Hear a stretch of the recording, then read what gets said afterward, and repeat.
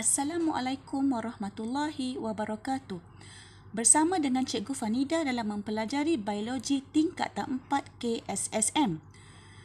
Pada kali ini, Cikgu akan mengupas tajuk bab 8 iaitu sistem respirasi dalam manusia dan haiwan.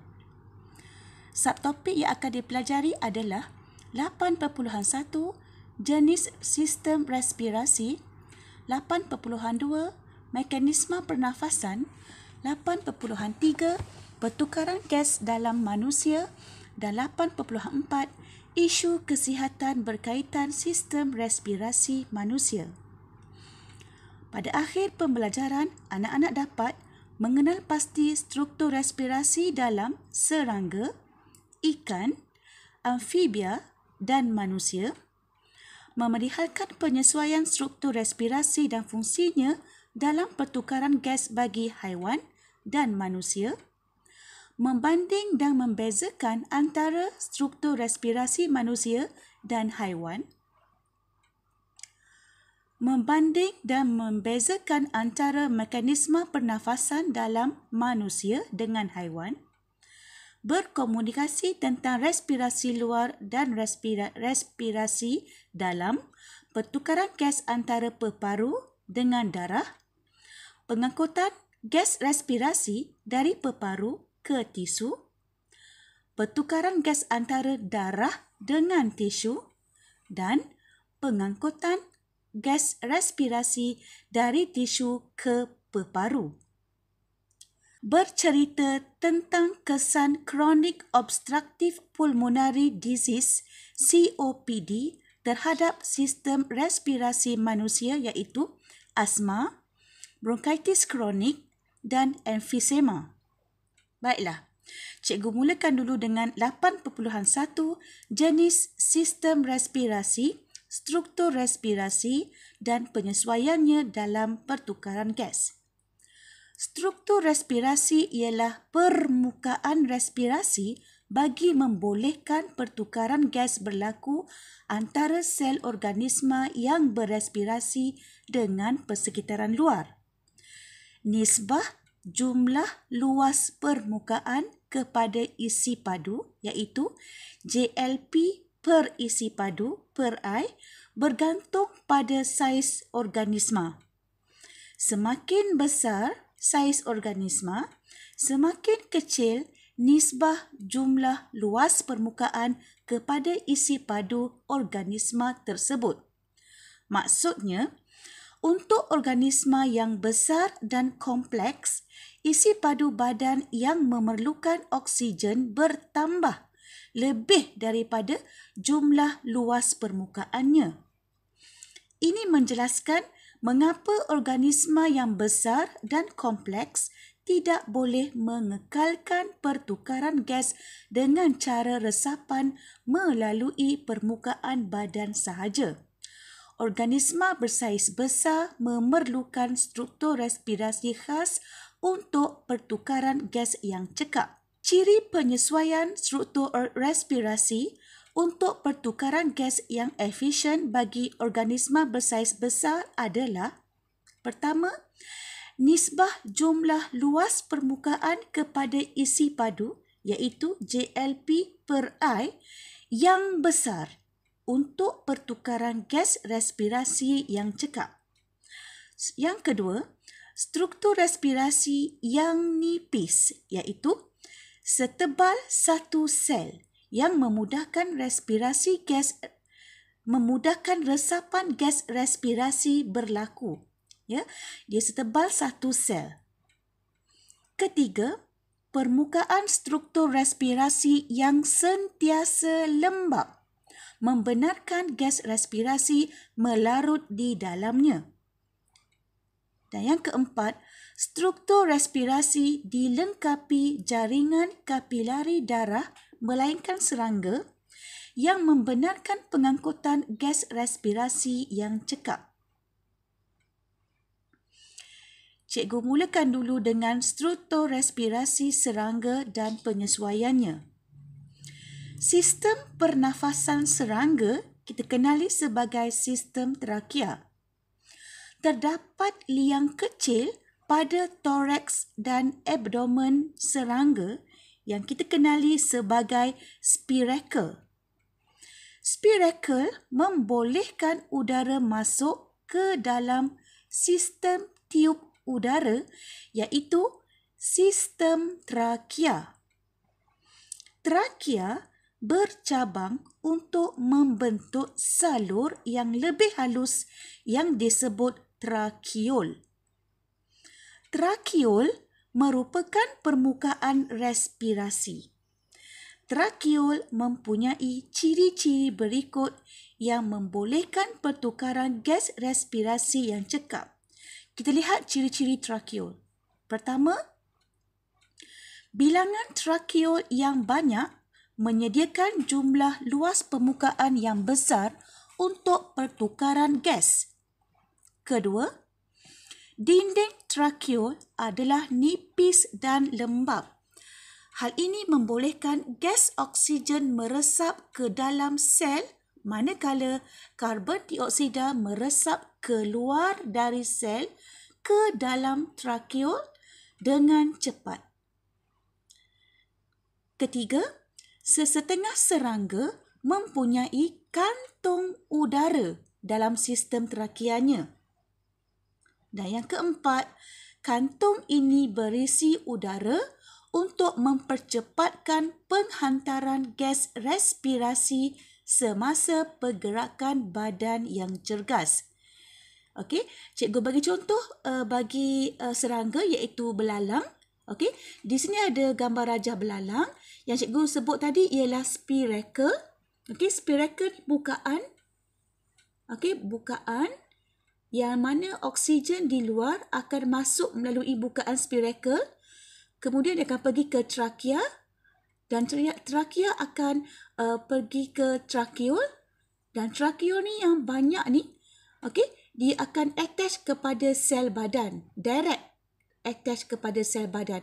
Di sinilah pertukaran gas akan berlaku. Okey, trakeol ni, dinding trakeol ni nipis dan lembap. Oleh itu, gas oksigen boleh meresap ke dalam sel manakala gas karbon dioksida daripada sel badan belalang akan meresap keluar ke dalam trakeol. Okey, cikgu sebut kantung tadi kan? Ni kantung udara. Okey, kantung udara. Seperti yang kamu tahu bahawa belalang ni suka melompat, terbang. Jadi pergerakan yang cergas ini, kantung udara ni akan mempercepatkan lagi penghantaran gas respirasi supaya belalang boleh bergerak dengan cergas. Okey, seterusnya. Okey, ada uji minda 1.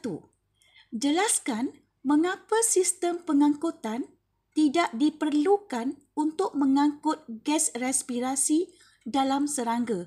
Cikgu tak ada sebutkan sistem pengangkutan dalam gas dalam serangga tadi. Kenapa? Apa jawapannya? Okey, ini dia. Cikgu sebutkan daripada trakeol dia attach kepada sel badan kan. Ini jawapan dia ya. Setiap sel badan dalam badan serangga dibekalkan dengan satu trakeol yang memasuki sel secara terus untuk membolehkan pertukaran gas berlaku. Ini disebabkan dia direct kepada sel badan, maka pengangkutan tidak diperlukan untuk mengangkut gas respirasi dalam serangga. Itu kelebihan serangga. Seterusnya, struktur respirasi ikan dan penyesuaiannya.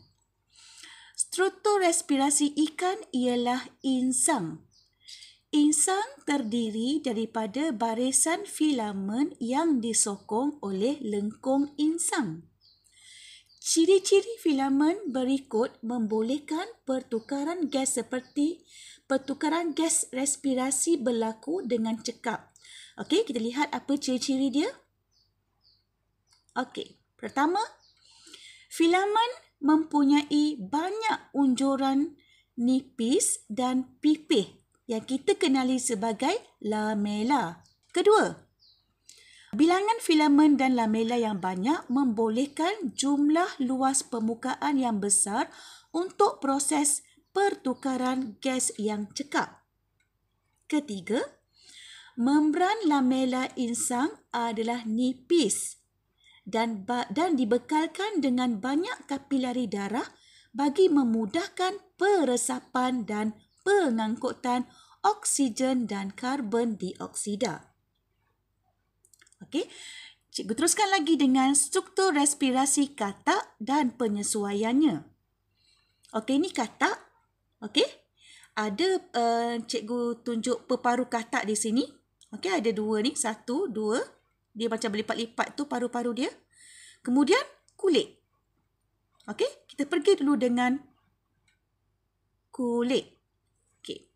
Dalam keadaan kurang aktif, katak menggunakan kulit untuk pertukaran gas. Kulit katak adalah nipis dan sangat telap terhadap gas respirasi. Kulit katak yang lembap membenarkan gas respirasi melarut ke dalamnya. Kalau kita pegang katak, kulit katak tu dia lembap, sejuk-sejuk macam tu. Okey, lembap.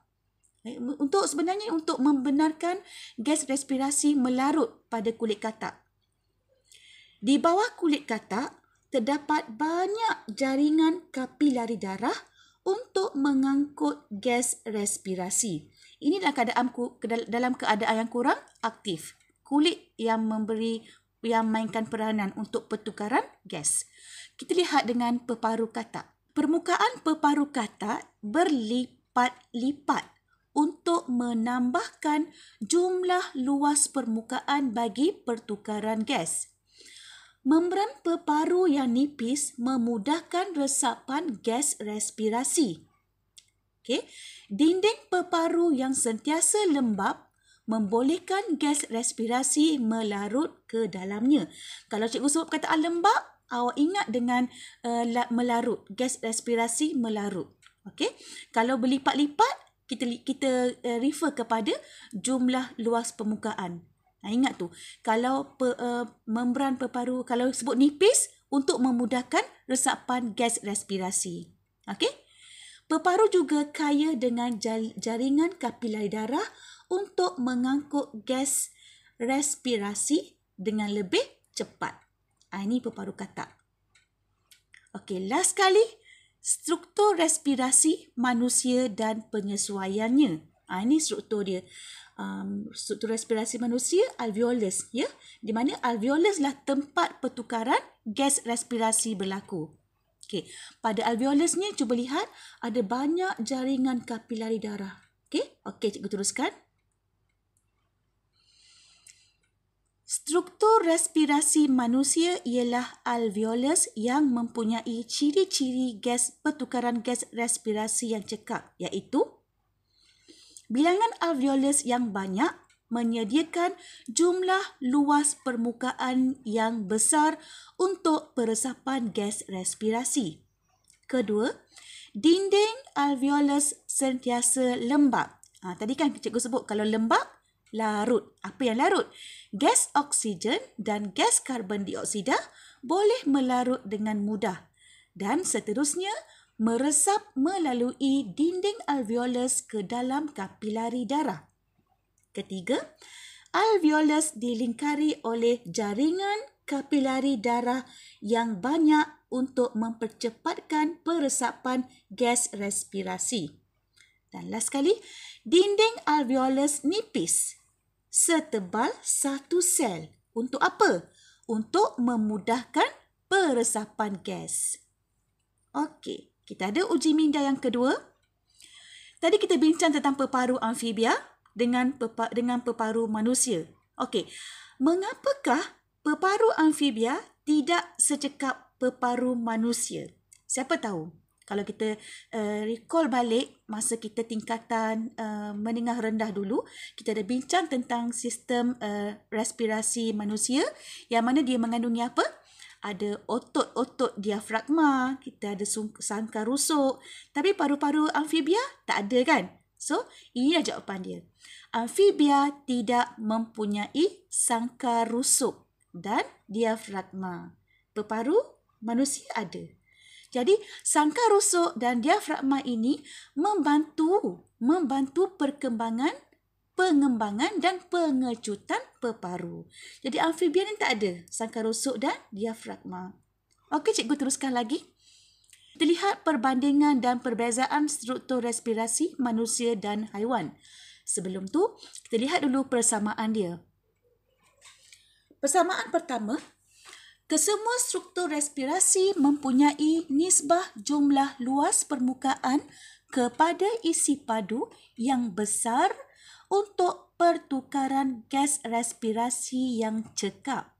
Kedua, kesemua struktur respirasi nipis dan ini memudahkan resapan gas berlaku dengan cepat. Cikgu sebutkan nipis, luas permukaan. Okay. Ketiga, lembab tadi. Okay. Kesemua struktur respirasi sentiasa lembab dan ini membenarkan gas respirasi melarut ke dalamnya. Yang keempat, struktur respirasi dilengkapi jaringan kapilari darah. Tapi serangga tak ada darah. Okay. Kita tak panggil darah untuk serangga.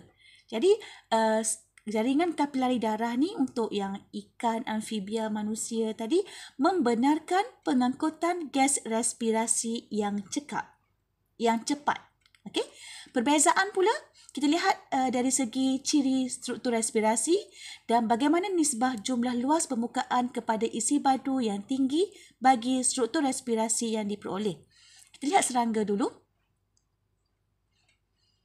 Okey, serangga mempunyai trakeol, ikan, filamen dan lamela insang, katak, kulit dan peparu, manusia, alveolus. Okey, kita lihat pula ciri yang kedua. Serangga, bilangan trakeol yang banyak, ikan, bilangan filamen dan lamela insang yang banyak, katak pula, permukaan dalam peparu yang berlipat-lipat, keseluruhannya permukaan kulit, dan yang keempat, manusia, bilangan alveolus yang banyak. Itu dia perbezaan. Okey, kita pergi kepada praktis formatif 8.1. Nyatakan ciri penyesuaian struktur respirasi manusia. Ada 4 tadi kan cikgu sebut. Bilangan alveolus yang banyak untuk menyediakan luas permukaan peresapan gas yang besar. Kedua, lapisan dalam alveolus sentiasa lembab untuk memudahkan gas respirasi larut. Ketiga, alveolus dilingkari jaringan kapilari darah yang banyak untuk mempercepatkan peresapan gas respirasi. Keempat, alveolus nipis setebal satu sel untuk peresapan gas yang mudah. Okey, soalan kedua, terangkan bagaimana kulit katak disesuaikan untuk pertukaran gas yang cekap. Kulit katak adalah nipis, sentiasa lembab dan di bawahnya kaya dengan jaringan kapilari darah. Okey, soalan ketiga. Nyatakan ciri-ciri trakeol yang membantu pertukaran gas respirasi dalam serangga. Okey, bilangan trakeol yang banyak menyediakan luas permukaan yang besar untuk pertukaran gas. Kedua, setiap sel di dalam badan serangga dibekal dengan satu trakeol. Ketiga, dinding trakeol nipis dan lembab. Dan yang keempat, hujung trakeol berdinding telap dan mengandungi bendalir yang membantu gas respirasi larut dan meresap keluar dan ke dalam permukaan respirasi. Okey, soalan seterusnya. Ramalkan apa yang akan berlaku kepada ikan yang insangnya terkoyak apabila akibat tersangkut pada jaring. Okey, apa ramalan kita kepada ikan tersebut? Kita bagi tahu dulu. Insang yang terkoyak menyebabkan apa? Okey. Insang yang koyak mengurangkan jumlah luas permukaan untuk pertukaran gas yang efisien. Okey, kita jawab soalan dia. Maka, ikan berkemungkinan mati akibat kekurangan oksigen. Baiklah, Kita teruskan dengan 8.2 mekanisme pernafasan. Pernafasan merupakan proses tarikan dan hembusan nafas yang berulang. Okey, itu pernafasan. Okey, kita pergi kepada pernafasan serangga dahulu. Okey, sekali lagi kita rujuk belalanglah ya.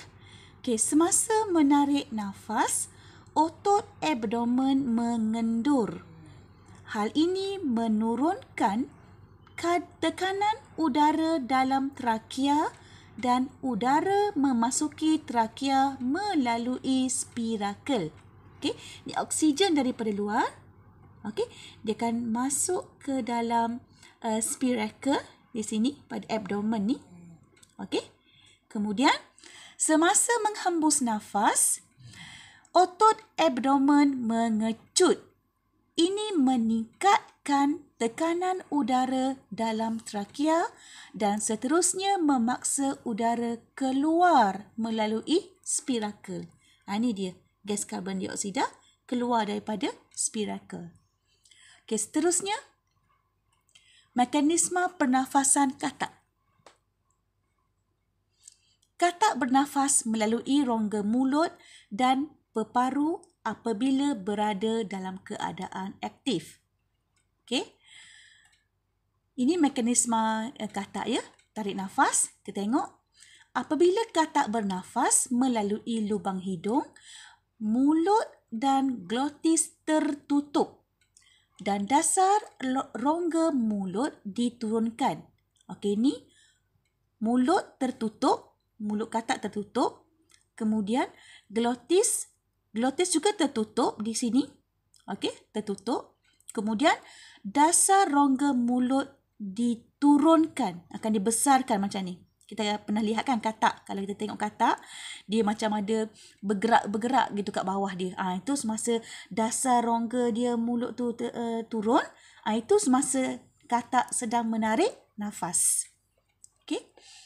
Tekanan udara yang rendah dalam rongga mulut menarik udara masuk ke dalam rongga mulut melalui lubang hidung. Okey, ini lubang hidung. Okey, kemudian tekanan yang rendah dalam rongga mulut tadi sebab dia dah turunkan dasar rongga tadi, maka udara rendah, maka dia akan menarik udara masuk ke dalam mulut melalui lubang hidung. Apabila glotis terbuka, ni glotis dah terbuka dah ni. Okey, tengok anak panah dia. Udara dah masuk. Lubang hidung pula akan tertutup dan dasar rongga mulut akan naik. Yang ni dia besar kat sini kan. Masa tu dia turun. Yang ni dasar rongga mulut akan naik. Okey. Kemudian, tekanan udara yang meningkat menolak udara ke dalam peparu. Okey. Hembus nafas pula. Okey. Apabila peparu mengecut. Okey, ni peparu ni mengecut. Udara disingkirkan daripada peparu. Hal ini dibantu oleh tekanan abdomen dan sifat kekenyalan peparu. Sebahagian udara keluar melalui lubang hidung, manakala yang selebihnya bercampur dengan udara di dalam rongga mulut. Okey, glotis terbuka lagi dan lubang hidung buka. Okey. Kita pergi kepada mekanisme pernafasan ikan. Okey, ikan dibantu oleh tindakan mulut dan operculum. Okey. Ikan melakukan ventilasi dengan berenang dan dengan membuka dan menutup operculum. Operculum ni duduk di bahagian tepi muka ikan tu, yang seperti macam piring macam tu, yang sekeping tu. Okey, kalau kita lihat ikan berenang, operculum macam terbuka, tertutup. Itu operculum dia, tepi muka ikan tu. Okey, ini mendorong air masuk ke dalam mulut dan seterusnya melalui insang. Ventilasi meningkatkan pengaliran air pada permukaan respirasi. Ini mekanisme pernafasan ikan. Tarikan nafas dan hembusan nafas. Kita tengok dulu tarikan nafas. Okey. Apabila mulut dibuka, bahagian dasar rongga mulut diturunkan. Okey, mulut terbuka, dasar rongga mulut diturunkan. Okey, ni nak panah ke bawah, ke luar ni. Okey. Pada masa yang sama, ruang operculum dibesarkan dan bukaan operculum ditutup. Ini bukaan operculum. Yang ni ni dalam keadaan tertutup lah ni.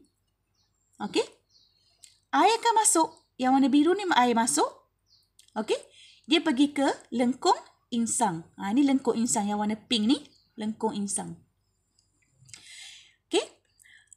Semasa operculum dibesarkan, ruang operculum dibesarkan dan bukaan operculum ditutup, dia akan mengurangkan tekanan di dalam rongga mulut. Okey. Air dari luar yang mengandungi oksigen terlarut memasuki mulut. Okey, kita lihat pula dengan pernafasan ikan hembus nafas. Okey. Tengok mulut tertutup. Okey, dasar dia ke anak panah dia ke dalam. Maknanya dia dinaikkanlah. Kita lihat ya. Apabila mulut ditutup, bahagian dasar rongga mulut dinaikkan. Air akan mengalir melalui lamela insang. Okey, air tadi ni, cuba tengok anak panah yang warna biru ni. Ini aliran air lah ni. Okey, dia akan mengalir melalui lamela insang. Kemudian, pertukaran gas antara darah dengan air berlaku secara resapan. Okey, air yang mengalir melalui lamela ni mengandungi oksigen. So, pertukaran gas pun akan berlaku di situ. Okey. Pada masa yang sama, otot operculum mengendur dan ruang operculum dikecilkan. Okey. Isi padu rongga mulut dikurangkan dan tekanan di dalam rongga mulut menjadi lebih tinggi daripada tekanan di luar. So, apakah jadi? Tekanan yang tinggi tadi akan menyebabkan air mengalir keluar melalui bukaan operculum yang terbuka. Semasa tarik nafas, operculum ikan tertutup kan. Jadi semasa hembus nafas, operculum akan terbuka, maka air yang mengalir melalui insang tadi akan terus pergi ke operculum dan keluar. Air yang akan keluar melalui operculum yang terbuka tu. Okey? Cikgu teruskan lagi. Mekanisme pernafasan manusia. Okey, kita tengok dulu dengan tarik nafas. Okey, pertama, otot interkostal luar mengecut, manakala otot interkostal dalam mengendur. Okey, luar mengecut, dalam mengendur. Kedua, tindakan otot interkostal tadi, kecut dan kendur tadi tu menyebabkan sangkar rusuk dinaikkan ke atas dan ke depan.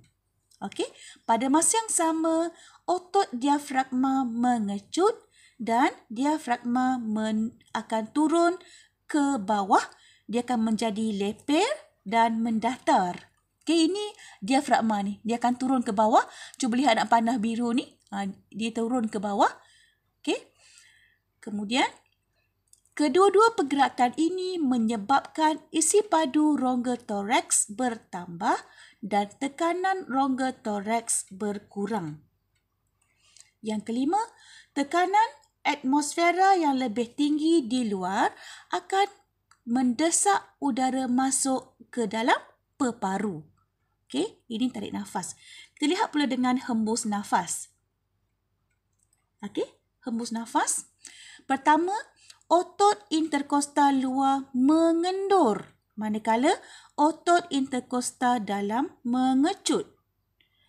Tindakan ini menyebabkan sangkar rusuk digerakkan ke bawah dan ke dalam. Pada masa yang sama, otot diafragma mengendur dan diafragma melengkung ke atas berbentuk kubah. Okey, ni anak panah ke atas ni.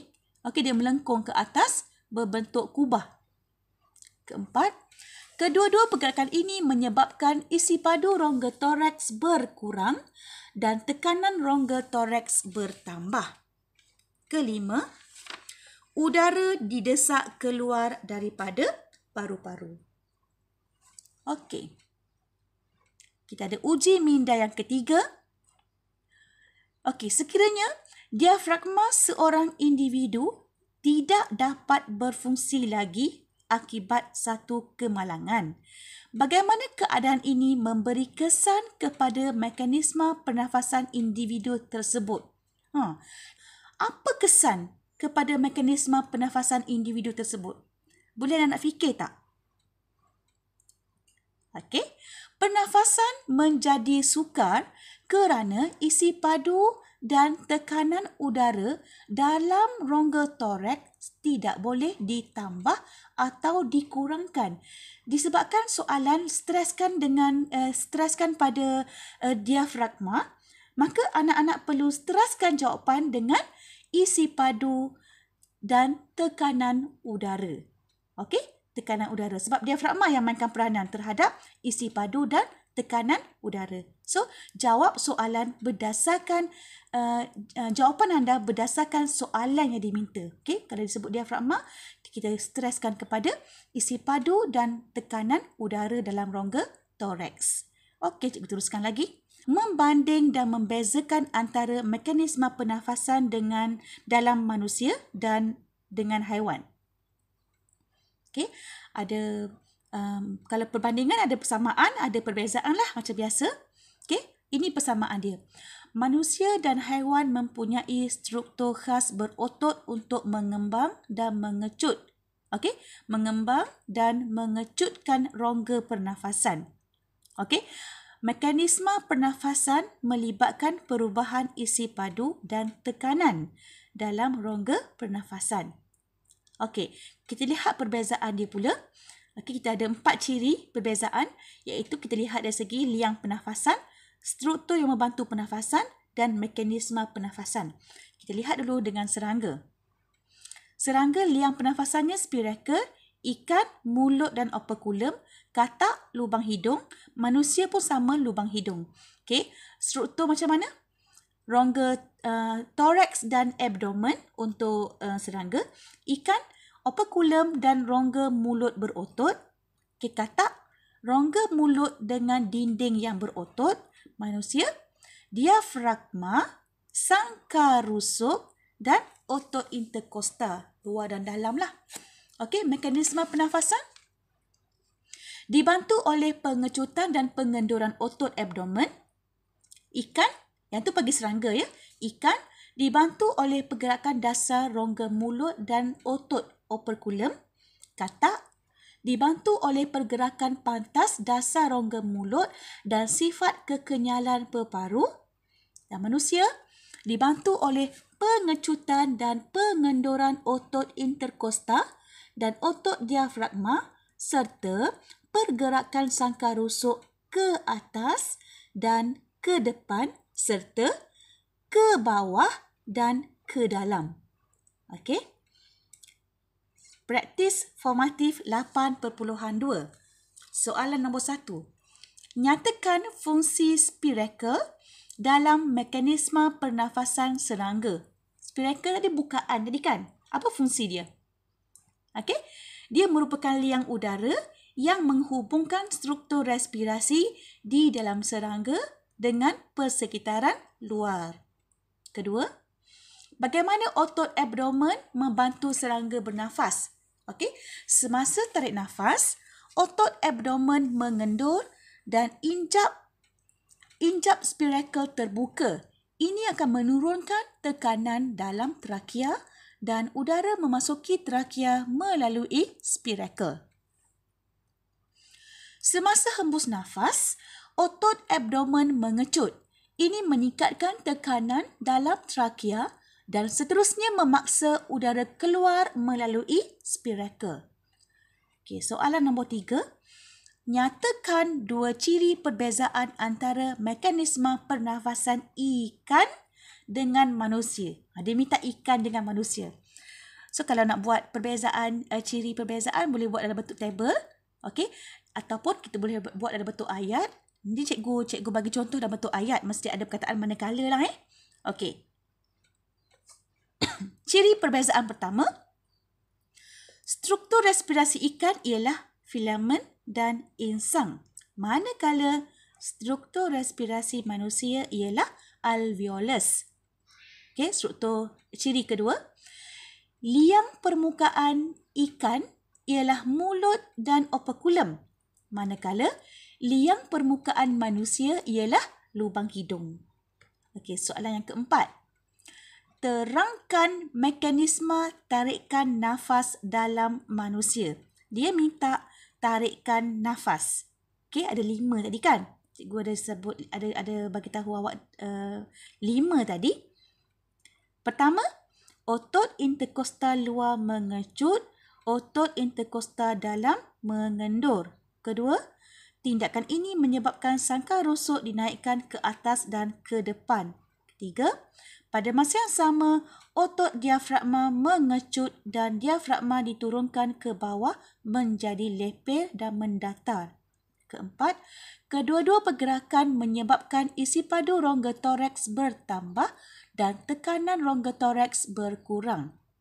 Okey, kemudian last sekali, tekanan udara yang tinggi di luar mendesak udara masuk ke dalam peparu.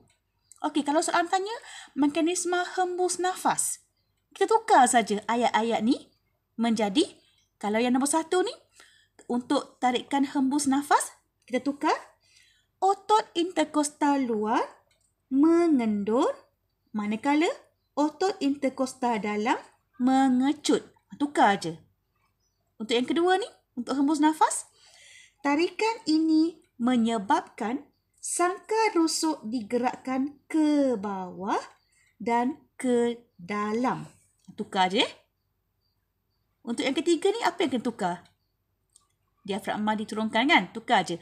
Pada masa yang sama, otot diafragma mengendur, mengecut tukar kepada mengendur, dan diafragma melengkung ke atas berbentuk kubah. Okey? Yang keempat, nak tukar apa? Okey, kedua-dua pergerakan menyebabkan isi padu rongga toraks berkurang dan tekanan rongga toraks bertambah. Tukar yang tu. Untuk yang kelima, awak tukar udara didesak keluar daripada peparu. Itu hembus nafas. Baiklah anak-anak, kita teruskan lagi dengan 8.3 pertukaran gas dalam manusia. Okey, kita akan bincangkan tentang tekanan separa oksigen dan karbon dioksida. Resapan gas bergantung pada perbezaan tekanan separa antara dua kawasan. Resapan gas berlaku dari kawasan tekanan separa tinggi ke kawasan tekanan separa rendah, iaitu menuruni kecerunan tekanan separa gas. Maksudnya, daripada tinggi ke rendah. Okey. Seterusnya, proses pertukaran gas dan proses pengangkutan gas respirasi. Okey, gas respirasi yang kita ketahui ialah gas karbon dioksida yang perlu dikeluarkan dan oksigen yang perlu diserap lah. Okey. Dalam peparu, darah yang memasuki kapilari peparu mengandungi tekanan separa karbon dioksida yang tinggi berbanding udara dalam alveolus. Ini kerana darah membawa banyak karbon dioksida disebabkan oleh respirasi sel.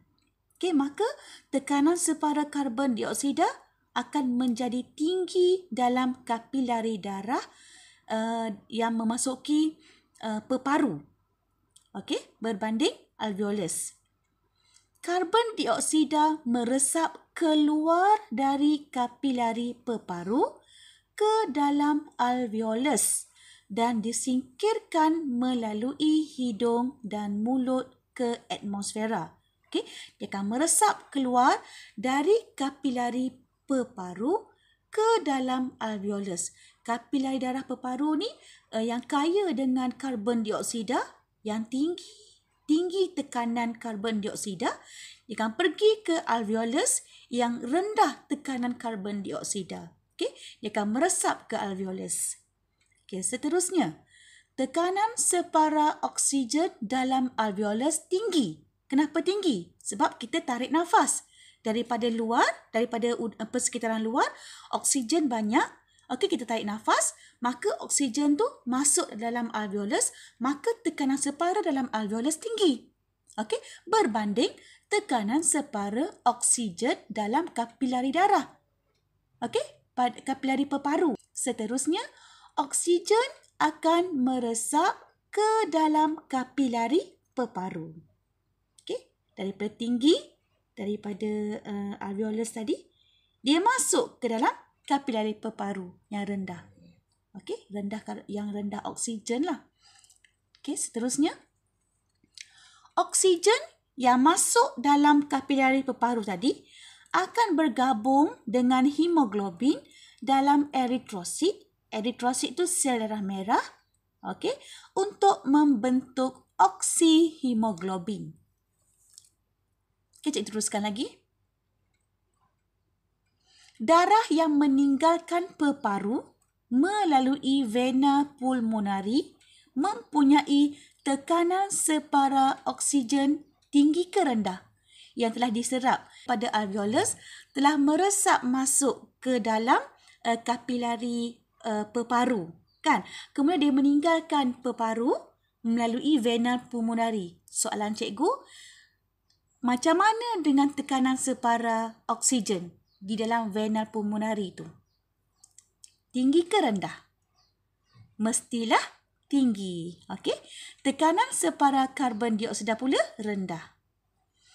Okey, respirasi sel membebaskan karbon dioksida. Okey, sel kita akan menjalani respirasi dan hasil respirasi adalah karbon dioksida. Dan karbon dioksida perlu dibebaskan. Tekanan separa karbon dioksida dalam sel tinggi ke rendah? Respirasi telah membebaskan karbon dioksida. Respirasi sel. So, tekanan separa karbon dioksida dalam sel menjadi tinggilah. Okey? Sebab dia telah menjalani respirasi, membebaskan karbon dioksida. Maka tekanan karbon dioksida dalam sel tinggi. Tekanan separa karbon dioksida dalam kapilari tisu rendah. Okey? Sebab dalam tekanan separa kapilari tisu ni dia tinggi dengan oksigen. Okey, seterusnya. Karbon dioksida meresap keluar dari sel badan ke dalam kapilari tisu dan diangkut kembali ke peparu.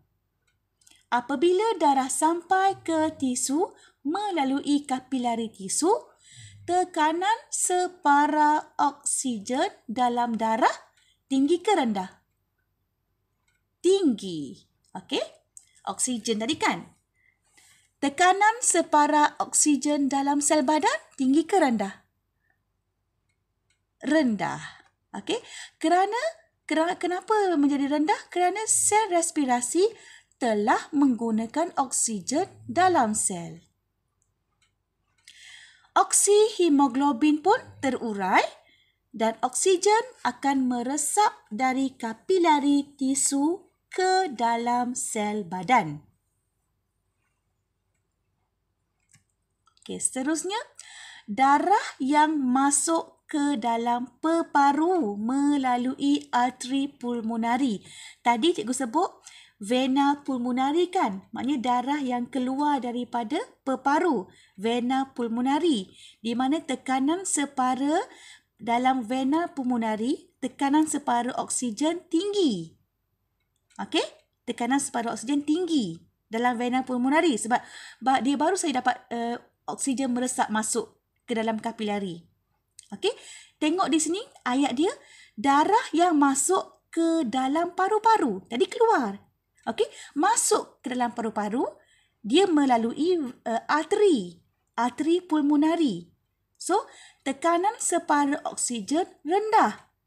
Tekanan separa karbon dioksida tinggi. Kenapa rendah? Kenapa tekanan separa oksigen rendah? Kerana dia mengangkut, iaitu arteri pulmonari ni dia mengangkut darah yang kurang oksigen kerana oksigen tadi telah digunakan oleh sel badan untuk respirasi. Kemudian hasil respirasi sel tadi iaitu karbon dioksida akan meresap masuk ke dalam kapilari. Okey, lepas itu darah tadi kaya dengan karbon dioksida. Jadi bila dia masuk dalam peparu melalui arteri pulmonari di mana dalam keadaan tekanan separa oksigennya rendah, tekanan separa karbon dioksida tinggi. Okey. Karbon dioksida diangkut melalui 3 cara. Cara pertama, 70% diangkut dalam bentuk ion bikarbonat HCO3 negatif. 3 negatif. Okey, 3 ni kecil ya. Typo di sini, typing error. Okey. Seterusnya 23% karbon dioksida bergabung dengan hemoglobin untuk membentuk karbaminohemoglobin. Tadi cikgu sebut oksigen bergabung dengan hemoglobin. Apa dia? Oksihemoglobin. Tapi kalau karbon dioksida bergabung dengan hemoglobin, kita sebut karbaminohemoglobin. Okey, cara ketiga. 7% karbon dioksida terlarut diangkut sebagai asid karbonik. Okey, H2, 2 kecil kat bawah ni sepatutnya. CO3, 3 kecil kat bawah ni. Okey?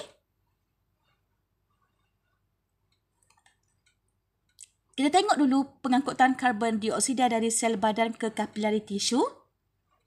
Okey, karbon dioksida CO2 yang dibebaskan oleh sel badan berpadu dengan air H2O dalam eritrosit untuk membentuk asid karbonik. Ini yang betul ni, H2CO3. Okey. Kedua, enzim karbonik anhydrase, okey, dalam eritrosit. Ini enzim yang duduk dalam sel darah merah, iaitu eritrosit lah. Okey, dia akan memangkinkan tindak balas ini. Asid karbonik iaitu H2CO3 kemudiannya terurai kepada ion bikarbonat iaitu HCO3 negatif dan ion hidrogen. Ada 2 ion tu, ion bikarbonat dan ion hidrogen. Okey. Kemudian HCO3 iaitu ion bikarbonat tadi meresap ke dalam plasma darah dan diangkut ke peparu. Okey, seterusnya pengangkutan karbon dioksida dari kapilari peparu ke alveolus. Okey, cuba lihat. Setibanya di kapilari peparu, ion bikarbonat HCO3 negatif dalam plasma darah meresap semula ke dalam eritrosit. Apa jadi? Ion bikarbonat bergabung dengan ion hidrogen semula, kemudian dia akan membentuk asid karbonik. Asid karbonik kemudiannya terurai menjadi karbon dioksida dan air. Karbon dioksida akan meresap keluar melalui kapilari peparu ke dalam alveolus dan disingkirkan keluar semasa udara dihembus keluar. Okey, cikgu ada uji minda 4. Bagaimanakah peningkatan kadar denyutan jantung semasa keadaan cemas dapat membantu menghadapi keadaan cemas tersebut? Okey, bagaimana peningkatan kadar denyutan jantung? Jantung kita kalau kita dalam keadaan cemas, dia berdegup dengan laju kan, dengan cepat. Okey, bagaimana dia boleh membantu seseorang menghadapi keadaan cemas tersebut? Ini jawapan dia. Okey, peningkatan kadar denyutan jantung dapat mengalirkan darah beroksigen ke sel dengan kadar yang lebih cepat. Kenapa? Sel kita perlukan oksigen untuk hasilkan tenaga. Kan? Jadi, ini membolehkan respirasi sel berlaku pada kadar yang lebih cepat bagi membekalkan tenaga tambahan yang diperlukan semasa berada dalam keadaan cemas. Mungkin dalam keadaan cemas kita fight keadaan tersebut ataupun kita berlari dengan laju untuk melarikan diri daripada keadaan cemas. Tak kisahlah apa situasi yang berlaku, tapi kita perlukan tenaga tambahan untuk kita hadapi keadaan cemas tersebut. Okay? Pada masa yang sama, karbon dioksida yang dibebaskan semasa respirasi dapat disingkirkan pada kadar yang lebih cepat. Inilah fungsi kenapa kita berdebar-debar, kadar denyutan jantung kita cepat semasa kita dalam keadaan cemas. Okay, cikgu teruskan lagi. Praktis formatif 8.3. Apakah nilai tekanan separa oksigen dalam tekanan atmosfera? Jawapan dia 160 mmHg. Ini unit bagi tekanan separa oksigen ya. 160. Okey, nombor 2. Dalam bentuk apakah karbon dioksida diangkut di dalam sistem peredaran darah manusia? Okey, karbon dioksida diangkut dalam bentuk ion bikarbonat, asid karbonik dan karbaminohemoglobin. Ada 3 cara. Okey, seterusnya. Soalan nombor 3. Terangkan pengangkutan karbon dioksida dari kapilari peparu ke alveolus. Macam mana tadi? Pertama, setibanya di kapilari peparu, ion bikarbonat di dalam plasma darah meresap semula ke dalam eritrosit. Kemudian, ion bikarbonat bergabung dengan ion hidrogen untuk membentuk asid karbonik. Ketiga, asid karbonik kemudiannya terurai menjadi karbon dioksida dan air. Seterusnya, karbon dioksida meresap keluar melalui kapilari peparu ke dalam alveolus dan disingkirkan keluar semasa udara dihembus keluar. Okay. Dalam bentuk apakah oksigen diangkut ke tisu? Okay. Oksigen kan, dia akan bergabung dengan hemoglobin, dia akan membentuk oksihemoglobin. So, oksigen diangkut dalam bentuk oksihemoglobin. Cikgu teruskan lagi dengan 8.4 iaitu isu kesihatan berkaitan sistem respirasi manusia. Okey, chronic obstructive pulmonary disease iaitu COPD ialah penyakit yang merangkumi penyakit asma, bronkitis kronik dan emfisema. Dalam penyakit emfisema, alveolus hilang kekenyalan dan saiz bertambah. Dinding alveolus rosak, jumlah luas permukaan alveolus akan berkurang dan pertukaran gas menjadi kurang efisien. Okey, dalam penyakit bronkitis kronik, bronkiol menjadi radang, bengkak dan tersumbat. Ini akan mengurangkan aliran udara dan menyukarkan pernafasan. Mucus iaitu macam kahak gitu. Okey. Mucus yang banyak terbentuk pula menyebabkan batuk berterusan. Okey, bila batuk berterusan, cilium akan rosak. Ini akan menyukarkan penyingkiran mucus. Okey, bagi penyakit asma, dinding bronkiol menjadi bengkak dan menebal. Okey, bukaan tiub bronkiol menjadi kecil dan laluan udara menjadi sempit. Keadaan ini juga menyukarkan pernafasan dan menyebabkan penyakit asma. Jadi pesakit asma sesak nafas. Okey, cuba lihat rajah 8.7. Kita lihat paru-paru pesakit COPD tadi. Okey.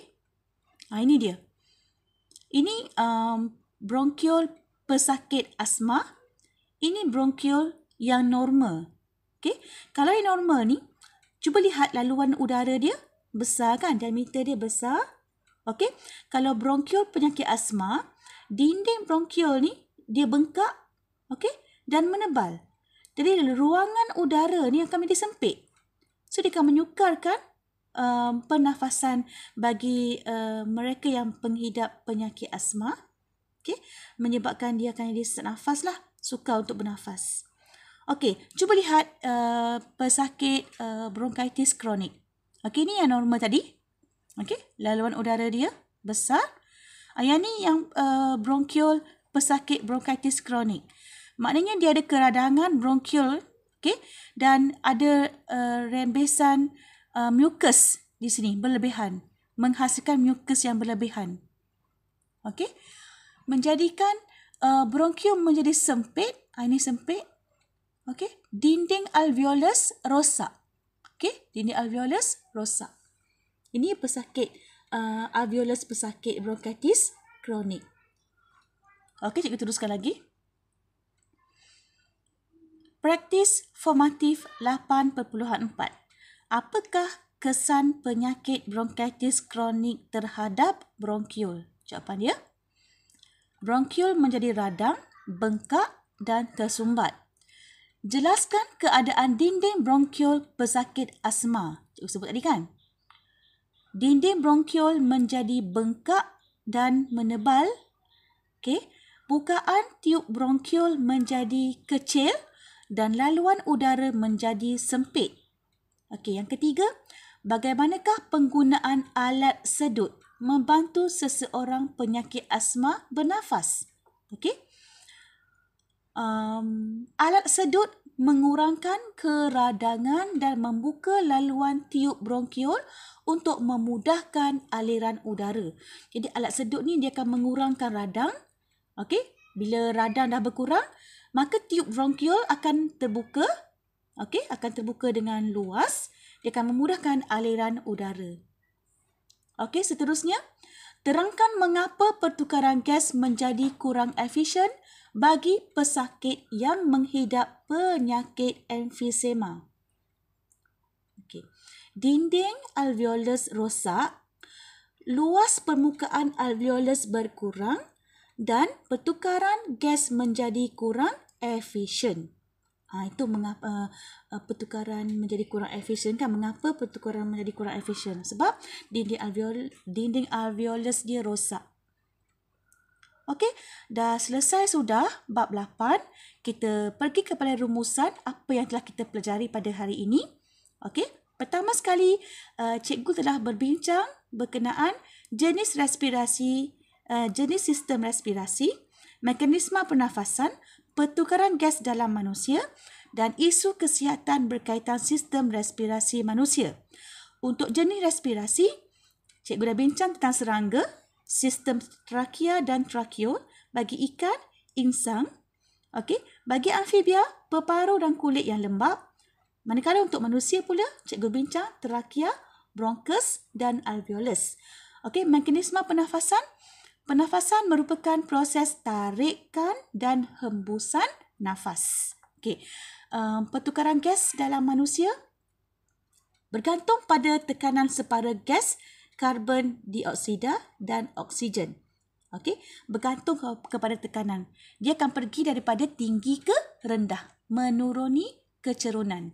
Okey, seterusnya, oksigen diangkut dalam bentuk oksihemoglobin. Karbon dioksida pula diangkut dalam bentuk 3 bentuk, iaitu ion bikarbonat, karbaminohemoglobin dan asid karbonik.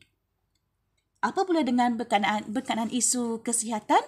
Okey, cikgu dah bincang berkenaan dengan chronic obstructive pulmonary disease, iaitu COPD, di mana kita bincang asma dan bronkitis kronik serta emfisema. Okey, jadi selesai sudah bab 8 kita pada hari ini. Okey, bertemu lagi pada bab yang seterusnya, bab 9. Okey, sekian, terima kasih. Assalamualaikum warahmatullahi wabarakatuh.